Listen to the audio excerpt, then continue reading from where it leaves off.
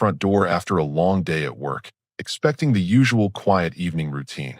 Instead, I was greeted by the sight of my 65-inch TV lying face down on the hardwood floor, the screen completely shattered. Glass fragments sparkled across the living room like expensive confetti. My stepson was standing in the corner with two of his friends, all of them holding gaming controllers and looking like they'd rather be anywhere else on the planet. The kid was 16, old enough to know better, old enough to take responsibility for his actions. "What happened here?" I asked, keeping my voice level as I surveyed the damage. Before he could answer, my wife came charging out of the kitchen like she was ready for battle. "It was an accident," she announced, crossing her arms defensively. "The boys were playing, and the controller slipped out of his hand." I looked at the TV, then at the distance between the couch and where it had been mounted on the wall. The physics didn't add up. A controller slip caused a mounted TV to fall. "Yes, that's exactly what happened," she said, her tone getting sharper. "And before you start with your lectures, I want to make something very clear." Her son shifted uncomfortably, but she was just getting started. She stepped closer to me, her voice rising. "This is MY house. These are MY rules.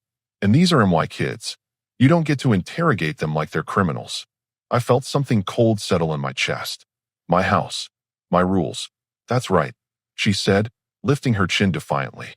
"I've been living here for 3 years now, and I'm not about to let you turn this place into some kind of military boot camp just because a little accident happened." The two friends were now staring at the floor, clearly wishing they could disappear. My stepson was looking everywhere except at me. But my wife? She was doubling down. "Kids break things," she continued. "That's what kids do. And if you can't handle that basic fact about family life, then maybe you need to adjust your expectations or find somewhere else more suited to your controlling personality." I looked around the room slowly. The house I'd bought 5 years ago, the mortgage I'd been paying alone for 2 years before she moved in, the insurance, the taxes, the utilities, all in my name, all paid from my account. "So let me make sure I understand," I said quietly. "This is your house, with your rules, for your kids. And I should just accept whatever happens and keep quiet about it."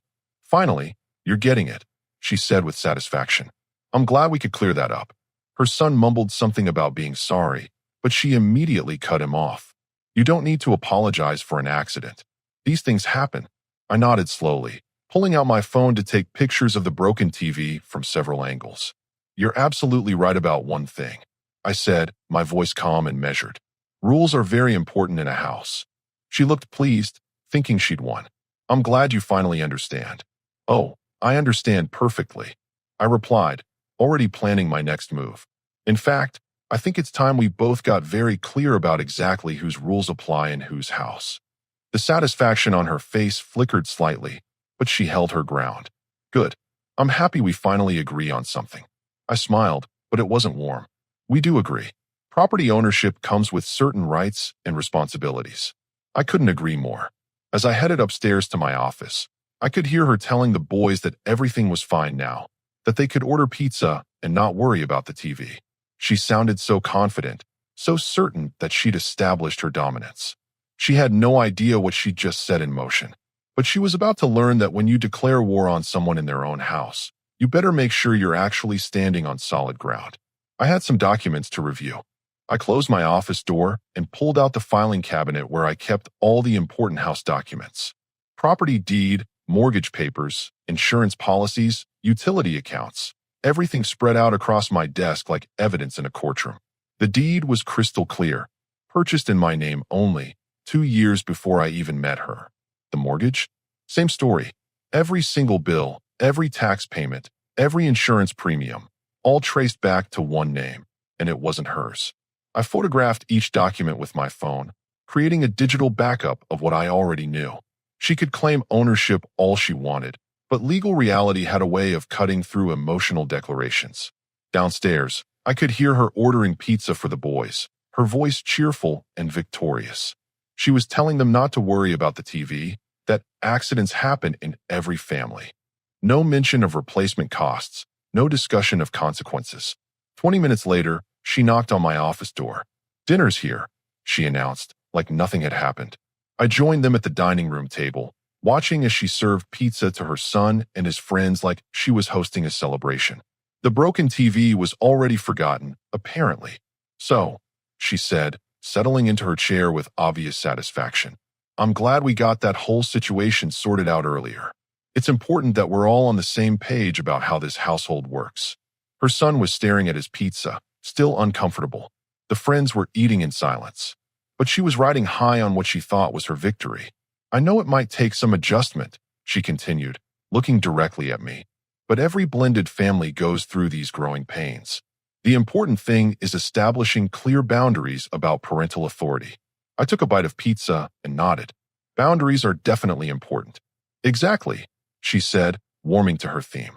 I can't have you undermining my parenting decisions or making my kids feel unwelcome in their own home. They need to feel secure here. Their own home, I repeated thoughtfully. That's right. This is their home now, just as much as it's ours. And home should be a place where kids can be kids without walking on eggshells every time something gets broken. One of the friends glanced up at her, then at me, clearly sensing the undercurrent of tension despite her cheerful tone. I mean, let's be realistic, she continued. A TV can be replaced. But if a child grows up feeling like they can't make mistakes, like they're constantly being judged and criticized, that does permanent damage. I set down my pizza slice and looked at her steadily. So your position is that there should be no consequences when valuable property gets destroyed? My position, she said firmly, is that natural childhood accidents shouldn't be treated like criminal acts. And I won't have my children made to feel guilty for being children. Natural childhood accidents, I said. Is that what we're calling it? Her jaw tightened. Yes, that's exactly what we're calling it. Because that's what it was. I glanced at her son, who was now looking even more uncomfortable. What do you think happened? Before he could answer, she cut in sharply. We already discussed what happened. The conversation is over. I was asking him. And I'm telling you the conversation is over, she said, her voice rising. You don't get to interrogate my child at the dinner table. The room went completely silent. Even the friends stopped chewing. I leaned back in my chair, studying her face. So to summarize, this is your house, with your rules, for your kids. Expensive property can be destroyed without consequences, and I'm not allowed to ask questions about it. Now you're being dramatic, she said dismissively. I never said you can't ask questions. I said you can't interrogate children like you're running some kind of police station. And if I don't like these arrangements? She shrugged, but there was steel in her voice. Then maybe you need to find a living situation that's more compatible with your expectations. Because this is how families work in the real world. I nodded slowly, taking another bite of pizza. You know what? You're absolutely right. She blinked, clearly not expecting that response. Property rights are fundamental, I continued. And you're correct that the person who owns a house gets to make the rules for that house. She looked pleased but wary. I'm glad you're finally seeing reason. Oh, I'm seeing everything very clearly now, I said, finishing my slice. In fact, I think it's time we both started being very precise about exactly who owns what around here. The smile faded from her face. What's that supposed to mean? I stood up from the table. It means tomorrow we're going to have a much more detailed conversation about property ownership and house rules. But tonight, I think I'll let you enjoy your pizza in peace. As I headed back upstairs, I could hear her trying to restart the cheerful conversation with the boys. But the confidence was gone from her voice now, replaced by something that sounded suspiciously like uncertainty. She wanted to talk about house rules and property rights? Perfect. Tomorrow, she was going to get a very thorough education on both subjects. The next morning, I waited until everyone left for work and school before putting my plan into action.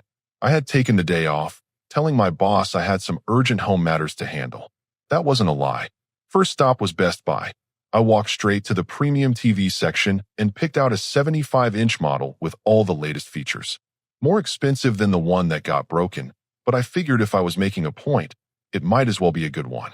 This is a beautiful choice, the salesman said as I arranged delivery for that afternoon. Your family's going to love this. Oh, it's not for the family, I replied. This one's going in my bedroom. Next, I drove to Home Depot and picked up a heavy-duty wall mount and an electronic lock system designed for securing valuable electronics, the kind they use in hotels to prevent theft. By 3 o'clock, I had everything installed. The new TV was mounted securely on my bedroom wall with a digital lock that only I knew the code to. I tested the system twice to make sure it was working perfectly. Then I went downstairs and removed every trace of the old TV setup from the living room. The broken pieces went in the trash, the cables got stored in the garage, and the entertainment center got pushed against the wall. The living room looked strangely empty without the focal point everyone was used to. At 4:30, my stepson came home from school first. I heard him drop his backpack by the door, then go silent. A few seconds later, he called out nervously, Where's the TV? There isn't one. I replied from the kitchen, where I was calmly making myself coffee. He appeared in the doorway, looking confused. What do you mean there isn't one? I mean exactly what I said. There's no TV in the living room anymore. But where did it go? I took a sip of coffee and looked at him steadily. Well, the old one got broken yesterday, so I got rid of it. Okay, but where's the new one? There is a new one, I said. It's in my bedroom. His eyes widened. Your bedroom? Why would you put the TV in your bedroom? Because it's my TV, and I decided I wanted it in my room. He stared at me like I was speaking a foreign language. But what are we supposed to watch? I shrugged. That's not really my problem to solve, is it? 20 minutes later, my wife came home from work. I heard her heels clicking across the hardwood floor, then stop abruptly. The silence stretched for a long moment before she called out sharply. What happened to the living room? I walked out to meet her, still holding my coffee cup. She was standing in the middle of the empty space, looking around like she was trying to solve a puzzle. I cleaned it up, I said simply. Cleaned it up? Where's the TV? Where's all the equipment? The broken TV is in the garbage where it belongs. The equipment is stored in the garage. Her face was getting red. And the replacement TV is in my bedroom, where I can enjoy it without worrying about accidents. She stared at me for a full 10 seconds before exploding. Are you out of your mind? You can't just move the family TV to your bedroom. Why not? It's my TV. It's the family TV. It belongs in the family room. I set my coffee cup down on the kitchen counter. Actually, let me correct something there. Yesterday, you made it very clear that this is your house, with your rules, for your kids. So I decided to follow that logic. What are you talking about? Well, if this is your house with your rules, then you can handle providing entertainment for your family. I'll handle entertainment for myself. She looked like someone had slapped her. That's not, you can't just what? Make decisions about my own property? I thought we established yesterday that property owners get to make the rules. You're being ridiculous. Am I? Yesterday, when your son broke an expensive TV, you told me that accidents happen and I should just accept it. You said this was your house and I needed to adjust my expectations. So I adjusted them. Her son had been hovering in the hallway, listening to every word. Now he spoke up hesitantly. Maybe I could help pay for a new TV? I have some money saved for my job. Absolutely not, his mother snapped. You're not paying for anything. It was an accident. I looked at both of them calmly. And that's exactly why the TV is in my room now. Because apparently accidents just happen, and property just gets replaced automatically, and nobody needs to take responsibility for anything. My wife's voice was getting shrill. You're punishing a child for an accident. I'm not punishing anyone. I'm simply making sure my expensive electronics are in a safe place where accidents are less likely to happen. This is insane. Families watch TV together. Then maybe the family should invest in a family TV. With family money, that the family is responsible for protecting. She stared at me like I was a stranger. I can't believe you're being this petty over a TV. Petty? I raised an eyebrow. Yesterday you told me this was your house with your rules. Today I'm following those rules. If you want family entertainment in the family room, then the family can provide it. I picked up my coffee cup and started walking toward the stairs. My TV is in my room, where it's safe. Your house. Your responsibility to furnish it however you see fit. As I climbed the stairs, I could hear her explaining to her son that I was just having some kind of breakdown, that this would all get sorted out soon. She sounded confident, but there was an edge of panic in her voice that wasn't there before. She still didn't understand what she was dealing with. But she was starting to get a clue that yesterday's victory might have been more expensive than she'd calculated.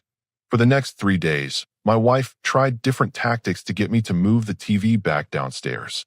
First came the guilt trips about family togetherness. Then the accusations that I was being controlling and manipulative.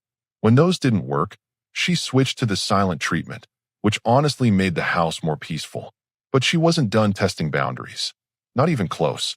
Thursday evening, I came home to find her in the kitchen, looking unusually cheerful.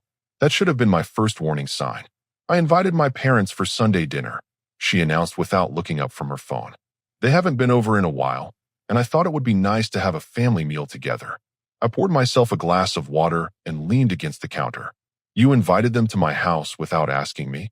It's my house too, she said quickly. And they're my parents. I don't need permission to invite my own family for dinner. Interesting perspective, I said. What time are they coming? She seemed surprised that I wasn't objecting. Around 3 o'clock. I'm making pot roast. In my kitchen, with groceries bought with whose money? Her jaw tightened. We share expenses. Do we? Let me know how much you're planning to contribute to this dinner party, and I'll make sure there's enough in the grocery budget. She turned to face me fully. You're really going to nickel and dime a family dinner? I'm really going to follow the property ownership rules that you established earlier this week. Sunday arrived, and I spent the morning in my office, getting some work done while she prepared her elaborate meal downstairs. Around 2:30, I came down to get some coffee and found her setting the dining room table with my good china. Nice dishes, I commented. I wanted everything to look special, she said, arranging flowers in the centerpiece. Those are beautiful dishes. I remember buying them. She paused with a wine glass halfway to the table. What's your point? No point. Just admiring my dishes on my dining room table in my house. At exactly 3 o'clock, her parents arrived. I greeted them politely at the door, took their coats, and made small talk while she finished in the kitchen. They seemed pleased to see me, asking about work and commenting on how nice the house looked. Dinner started pleasantly enough. The pot roast was actually pretty good, and her father was telling stories about his fishing trips. But I could see my wife getting increasingly tense as the meal progressed without incident. Finally, she decided to bring up the elephant in the room. You know, she said, refilling her mother's wine glass. We've been having some challenges lately with blending our family dynamics. Her mother looked sympathetic. Oh, that's completely normal, honey. All couples go through adjustments. It's more than adjustments, my wife continued, glancing at me. It's about respect and understanding what it means to be a family. Her father put down his fork. Problems with the boy? Problems with boundaries, she said pointedly, and unrealistic expectations about children. I continued eating my pot roast, saying nothing. What kind of expectations? Her mother asked. My wife launched into her version of the TV incident, painting it as a minor accident that I'd blown completely out of proportion. She described my response as extreme and punitive, explaining how I'd moved the family TV to my bedroom like some kind of tyrant. He's treating my son like he's some kind of criminal, she concluded, over an accident that could happen to anyone. Her parents exchanged glances. Her father cleared his throat. Well, son, he said to me, kids will be kids. They break things sometimes. That's just part of having a family. I understand that perspective, I replied calmly. So maybe it's time to move past this and get the family TV back where it belongs, he continued. A man provides for his family. He doesn't punish them for being human. My wife looked triumphant. Her mother nodded approvingly. You know, her mother added, a real man protects and provides for his family unconditionally. That's what marriage means. I set down my fork and looked around the table. That's interesting advice. Let me ask you something. Whose name do you think is on the deed to this house? The question caught them off guard. Her father frowned. What kind of question is that? A simple one. This house we're sitting in, eating this meal, having this conversation about family obligations. Whose name is on the legal ownership documents? My wife's face was getting red. That's not relevant to. Oh, it's very relevant, I interrupted. Because you've all spent the last 20 minutes explaining to me what a real man does in his own house. So I'm curious who you think actually owns this house. Her mother looked confused. Well, you're married, so you both. No, I said quietly. Not both. Just me. I bought this house 2 years before I met your daughter. The deed, the mortgage, the insurance, the taxes, all in my name. Paid with my money. The silence stretched uncomfortably. Every month, I pay the mortgage on this house. I pay the property taxes. I pay for the utilities, the maintenance, the repairs.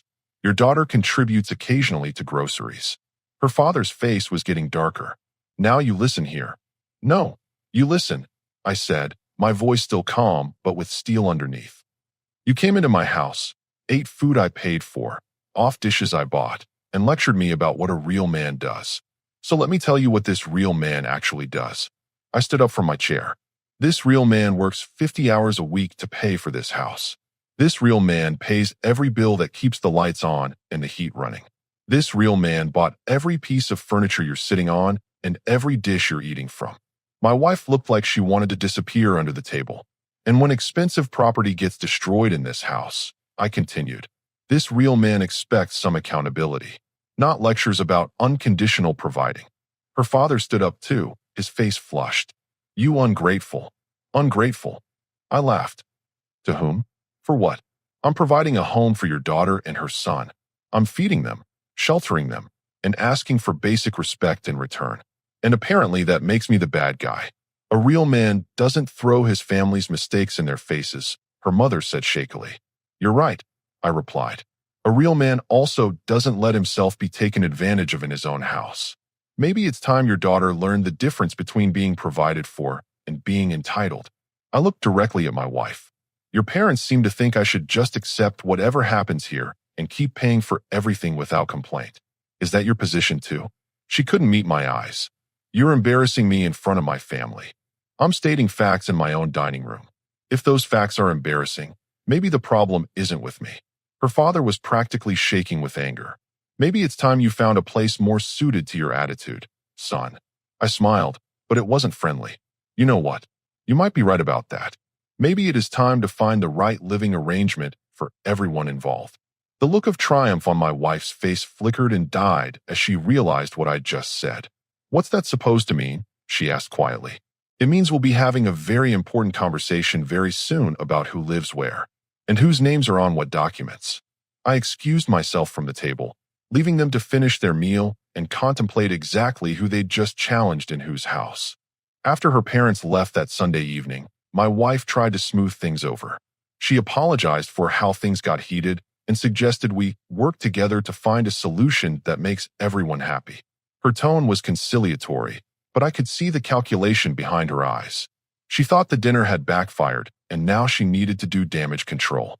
I listened politely, nodded in the right places, and told her we'd figure something out. She seemed relieved, probably thinking she'd successfully defused the situation. She had no idea what Monday was going to bring. I took another day off work, telling my boss I had a family emergency that required my immediate attention. Again, not technically a lie. At 8:30 Monday morning, after everyone had left for work and school, I drove to Home Depot. The lock section had everything I needed. New deadbolts, new handle sets, new keys. I'd done enough home improvement projects over the years to handle a simple lock replacement. The front door took 20 minutes. The back door took another 15. The garage door to the house got a new deadbolt as well. 3 locks, 3 sets of keys, none of which would work for anyone who didn't live there legally.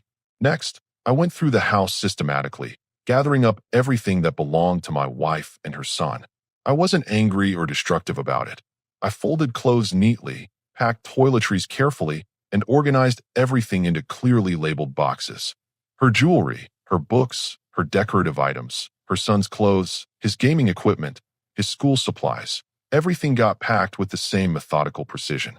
The boxes went into the garage, stacked neatly along one wall. I even covered them with a tarp to protect everything from dust. I wasn't trying to damage their belongings. I was simply returning them to their rightful owners. By 2 o'clock, the house looked exactly like it had before they'd moved in 3 years ago. Clean, organized, and peaceful. At 3:15, I heard a car pull into the driveway. My stepson's voice came through the front door, muffled but confused. Mom, my key isn't working. I heard him trying different keys, then jiggling the handle. A few seconds later, my wife's voice joined his, sharp with irritation. What do you mean it's not working? Try again. More jiggling, more frustration. It's not working either. None of the keys work. My phone started ringing. Her number on the display. What did you do to the locks? She demanded without preamble. I changed them. I replied calmly. Would you like to know why? You can't change the locks. I live here. Actually, I can change the locks. It's my house. You can't lock us out of our own home. I walked to the front window and looked out at them standing on the porch. She was holding her phone with one hand and trying her key again with the other, like maybe it would work if she just kept trying. It's not your home, I said. That was made very clear yesterday when your father suggested I find somewhere more suited to my attitude. He didn't mean, You can't seriously be doing this. Your parents spent an hour in my dining room explaining that I should provide unconditionally while accepting whatever treatment you decide to dish out. So I decided to take their advice about finding a more suitable living arrangement. For us or for you. That depends entirely on your attitude adjustment. I could see her through the window, pacing back and forth on the porch while her son sat on the steps looking defeated. You can't just lock us out. I'll call the police. Go ahead, I said calmly. When they get here, I'll show them the deed with my name on it, the mortgage statements in my name, and the utility bills in my name. Then they'll explain to you how property ownership actually works. This is illegal. You can't just evict someone without notice. I'm not evicting anyone. You're free to live anywhere you want. You just can't live in my house anymore unless we reach a new understanding about respect and responsibility. Her voice was getting higher, more panicked. Where are we supposed to go? Remember what you told me last week? If I didn't like the arrangements, I should find somewhere more compatible with my expectations. Well, now you get to find somewhere more compatible with yours. What about our stuff? Your belongings are safely packed and stored in the garage. Everything's organized and protected. When you figure out where you're staying, I'll make sure you get everything. This is insane. You can't just throw your family out on the street. I sat down in my recliner and put my feet up. I'm not throwing anyone anywhere. Your father made it very clear yesterday that maybe it was time for me to find a place more suited to my attitude. So I did. I'm staying right here in my house with my attitude. That's not what he meant. Then maybe you should have been clearer about what authority he thought he had to make suggestions about my living arrangements. The line went quiet for a moment. I could see her through the window, clearly trying to think of a different approach. Look, she said, her voice suddenly softer. Let's just talk about this like adults. Open the door, and we can work this out. We tried talking like adults last week. You declared this was your house with your rules. Yesterday, your parents backed you up on that position. Today, you get to live with the consequences of that position. I was upset about the TV. People say things when they're upset. People also live with the consequences of the things they say when they're upset, especially when they double down on those things for a week afterward. I heard a car door slam outside. Through the window, I saw her marching toward the street, phone pressed to her ear, calling the police, just like she'd threatened. This was about to get very interesting. 20 minutes later, 2 police officers knocked on my door. I opened it calmly, invited them in, and offered them coffee while my wife stood behind them on the porch, looking vindicated. Sir, we got a call about a domestic dispute, the first officer said. Your wife says you changed the locks and won't let her in the house. That's correct, I said. Would you like to see the property documentation? I walked to my office and returned with the deed, mortgage statements, and insurance papers. The officers examined them carefully while my wife watched from the doorway, her confidence starting to waver. Ma'am, the second officer said, your name isn't on any of these documents. But I'm his wife. I've been living here for 3 years. That may be true, but legally speaking, this is his property. He has the right to determine who lives here. Her face went white. You can't be serious. The first officer looked between us. Have there been any threats of violence or physical altercations? None whatsoever, I said. This is purely a property rights issue. He's trying to make us homeless, she protested. Ma'am, he's not making you homeless. He's choosing not to provide you with free housing in his property anymore. Those are 2 very different things legally. The second officer turned to me. Sir, are her belongings still in the house? No, I've packed everything carefully and it's stored safely in the garage. She can collect it whenever she's ready. And you're not preventing her from retrieving her property. Not at all. I'm just not allowing her to live in my house anymore. The officers exchanged glances. The first one spoke up. Look, this is clearly a marital issue, but from a legal standpoint, the homeowner has the right to control access to his property. As long as he's not preventing you from getting your belongings and there's no violence or threats involved, this is a civil matter. My wife looked stunned. So you're not going to make him let us in? Ma'am, we can't force someone to provide housing to people who don't have legal rights to the property. You might want to consult with a family law attorney about your options. After the police left, my wife stood in the driveway making phone calls. First to her parents, then to her sister, then to someone who was probably a lawyer. Each conversation got progressively more animated. Around 6 o'clock, her parents arrived, followed by her sister and brother-in-law. They huddled around their cars for about 10 minutes before marching up to my front door like an angry delegation. Her father pounded on the door. "Open up. We need to talk." I opened the door, but didn't invite them in. "What can I do for you? You can stop this ridiculous nonsense right now," he said, his face red with anger. "Let my daughter and grandson back in their house." "It's not their house," I replied calmly. "The police already confirmed that. Don't get smart with me, boy. You married into this family, and that comes with responsibilities." I smiled. "Yesterday you told me that maybe I should find a place more suited to my attitude. Well, I found it, right here in my house, without people who don't respect property ownership." Her sister stepped forward. "You're destroying a family over your ego. I'm establishing boundaries that should have been established years ago. Your sister declared this was her house with her rules. I'm simply clarifying whose house it actually is and whose rules actually apply." Her mother was crying now. "Where are they supposed to sleep tonight?" "That's a question you should probably ask your daughter. She's the one who decided to test property ownership laws." My wife finally spoke up, her voice shaking. "I'll admit I was wrong about the TV situation. I'll apologize. We can work this out." "The TV was just the symptom," I said. "The problem is the complete lack of respect for boundaries, property, and basic courtesy. Yesterday, you had your parents lecture me about what a real man does in my own house. Today, you discovered what this real man actually does." Her brother-in-law, who'd been quiet until now, stepped forward. "Look, man, this is extreme. Families have fights. You don't throw people out over arguments." "You're right," I said. "Families do have fights. But this wasn't a family fight. This was your sister declaring ownership of property that doesn't belong to her, then bringing in reinforcements to lecture me about my obligations in my own house." I looked directly at my wife. "You had a choice last week when the TV got broken. You could have handled it like a partner who respects the person providing her housing. Instead, you chose to handle it like someone who owns the place. Today you get to experience the difference between those two positions." "So what happens now?" she asked quietly. "Now you decide what kind of relationship you want to have going forward. You can find your own place, and we can work on rebuilding our marriage based on mutual respect. Or you can keep fighting property ownership laws and see how that works out for you."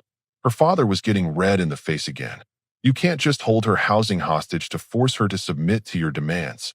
"I'm not holding anything hostage. I'm simply not providing free housing to people who disrespect me in my own home. She's free to make her own housing arrangements just like any other adult." "And what about the boy?" her mother asked through her tears. I looked at my stepson, who'd been standing quietly behind the adults, looking embarrassed by the whole situation. "What about you?" I asked him directly. "Do you think destroying someone's expensive property should have consequences?" He glanced nervously at his mother, then back at me. I mean, yeah, I should have been more careful. "And do you think the person who pays for housing gets to set rules about respecting property?" "I guess so." My wife shot him a sharp look. "Don't answer his questions." "Why not?" I asked. "He's old enough to understand basic concepts like responsibility and respect. Maybe if those concepts had been taught earlier, we wouldn't be having this conversation." I stepped back and prepared to close the door. "You all have some decisions to make. When you're ready to discuss mutual respect and appropriate boundaries, you know where to find me. Until then, I'll be enjoying the peace and quiet of my house with my rules." As I closed the door, I could hear her father starting to shout again, but her sister was telling him to calm down. Through the window, I watched them argue among themselves for another 10 minutes before finally getting in their cars and leaving. My wife was the last to go, standing alone in the driveway, staring at the house she'd thought was hers. She pulled out her phone and made one more call, probably arranging somewhere to stay for the night. As her car pulled away, I poured myself a drink and sat down in my living room. The house was quiet, clean, and completely under my control for the first time in 3 years. She'd wanted to establish whose house this was and whose rules applied. Mission accomplished. Our story has come to an end. If you've made it this far, how about subscribing to our channel? It helps us immensely. I've selected 2 other videos for you that I'm sure you'll enjoy. Feel free to click on them. I'll be waiting for you in the next story. See you soon.